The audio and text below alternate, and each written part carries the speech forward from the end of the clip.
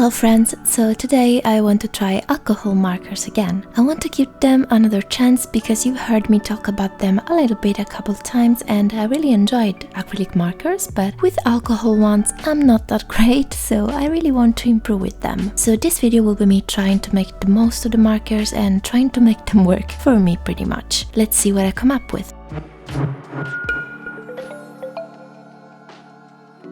For today's drawing, I'm using the same sketchbook you saw in my last video. Since this paper isn't exactly alcohol marker friendly, I will put this little silicone sheet behind so I don't stain the other side of the page. I already tried the markers for a touch of color in this spread right here. Here too I used a piece of ink absorbing paper behind. I don't mind if the actual page gets stained and if there's bleeding because I don't usually draw on the other side anyways. That is because if I want to scan and do a digital rendering on the piece, most of the times if you have a drawing behind it, it will show through in the scan, so I have the habit of leaving the other side blank for this purpose. But of course, if you don't have this necessity and you would like to fill all the pages in your sketchbook, I really suggest you to get one that is alcohol markers friendly so you won't have this problem. Although I have to be honest with you, some years ago I've tried alcohol markers paper and I didn't really like it that much. I found that it made blending a little bit harder for some weird reasons. Maybe it's me, maybe it was user error. Actually, most likely it was user error. As you know, I like my paper smooth and it's weird though that my little sketchbook right here with very thin paper made it easier to blend. So let's see how it behaves in a more detailed coloring session. When I work traditionally, being mainly a digital artist, I try to replicate or resemble my digital coloring style as much as possible because, you know, over the years I have built a routine and some characteristic details that I want my art to have, whether it is digital or traditional. For example, the way I like to color eyes, but we'll see and talk about that later on. First of all, I decided to sketch with skin tone pencils for this piece. These are way more forgiving. This is actually a skin tone set, so I have a bunch of neutral tones from the lightest beige to the darkest brown pretty much. This one, it's actually kids / school grade set, but I actually use this on purpose because they are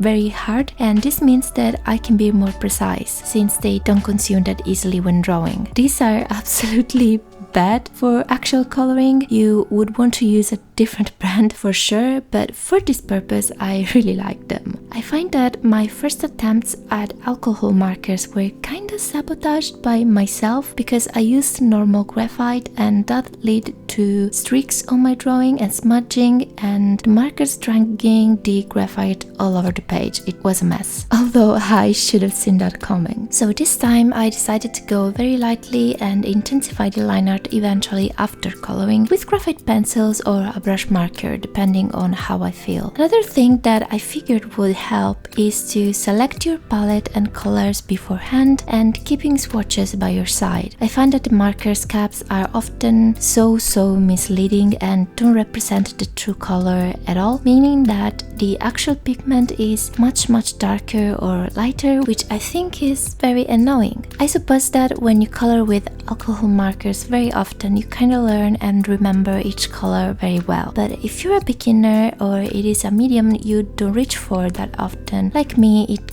can be a pain. So preparing a palette beforehand, especially for skin coloring, helps immensely to avoid ending up with sunburned cheeks. Today I drew this fun, futuristic kinda character. I've been reading a lot of classic books lately, very far from my usual sci-fi universe. The one I'm currently reading is David Copperfield actually, so I'm craving my sci-fi stories and characters now. I'm also working on stickers for you guys to go along with this theme. This is one of them. Let me know if you'd like to see a sticker design video, but back to the drawing. The markers I am using today are from Huhu, I hope I'm pronouncing it well. This is an older set that I owned for quite a while, and as I did with the acrylic markers, I am starting from the lightest color to the darkest. I've always had troubles blending more than anything, but one thing I've learned with alcohol markers is that as the colors dry, they will kind of merge and blur together even more. So don't be fooled by the initial look or by some harsh lines, because they will most likely fade away. And for example, before going in with a darker shading color, I find it more effective to use the same marker I used for the base, since they are so buildable. This will give an indication of shading I can follow later on with the actual shading color.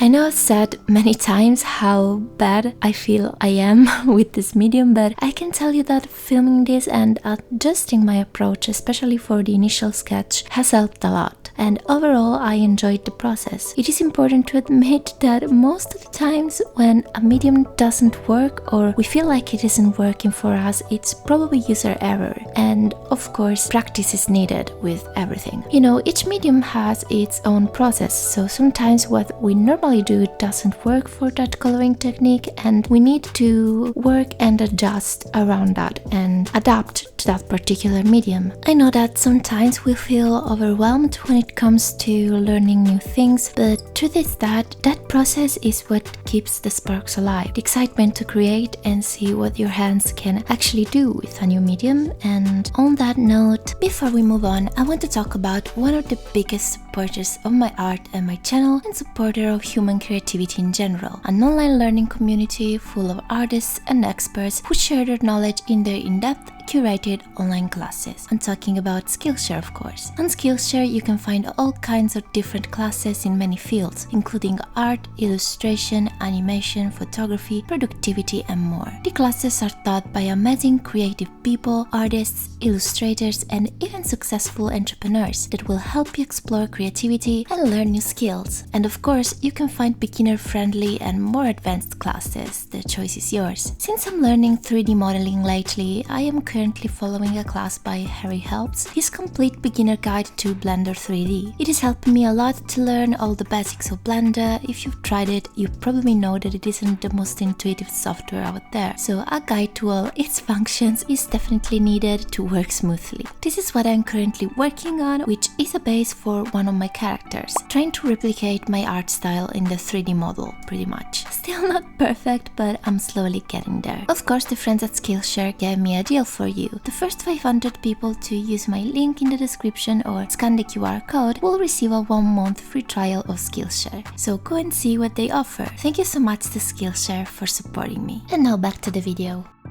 So where was I? To be fair, I really like the look of alcohol markers and acrylic markers too. I believe that they are great to recreate a very clean blended effect that resembles digital art very closely, which is very important for me, being mainly a digital artist. Not that it's required, of course. I also like my traditional pieces to have that little whimsical sketched effect, but as I mentioned before, let's talk about eyes, for example, which are very important in my art. I think that it's one of the most characteristic elements of my digital pieces, so it is important for me to have that same or similar result across different mediums, and alcohol markers are honestly great for that. As I worked with them, I find out that you have to do a little reverse engineering when it comes to coloring, because in my case I like to have a bunch of highlights and sparkles here and there, so you would need to work around those blank spaces to make them look like highlight. I hope that makes sense. It's easier to show you than explaining it. This wasn't needed with acrylic markers because since it's a completely different ink and you can actually go with a light color on top of the darkest colors, so it's not a problem at all. But in this case, as you can see, I worked around the spaces that would ultimately be the highlight of our eyes, at least when it comes to the larger highlights. As you've seen me do before, for smaller specks and little shines here and there, I like to use my Jelly Roll white gel pen. And same thing goes for hair. When I do my base color, I try to leave the spaces I know that would be a little bit lighter and intensify the shadows as I go. And ultimately, my last piece of suggestion I can give you after this little session here is that you need to win the fear of smudging the pencil around. If you follow the right steps, use a light color, that won't happen at all. When you do your base colors, also try to be as neat as possible. This way, as the color dries, it will blend, the shading will blend, and you won't have any marks left around, I promise. I will make more videos on different markers for sure, because I really liked this drawing session and I hope you guys liked it too, and I hope you liked the result. Please subscribe if you enjoyed the video. Remember that my video commissions are now open and you can find all the information below. So if you want a drawing from me, check that out. Thank you so much for watching. I hope you're doing amazing. Take care and I'll see you all next week. Bye!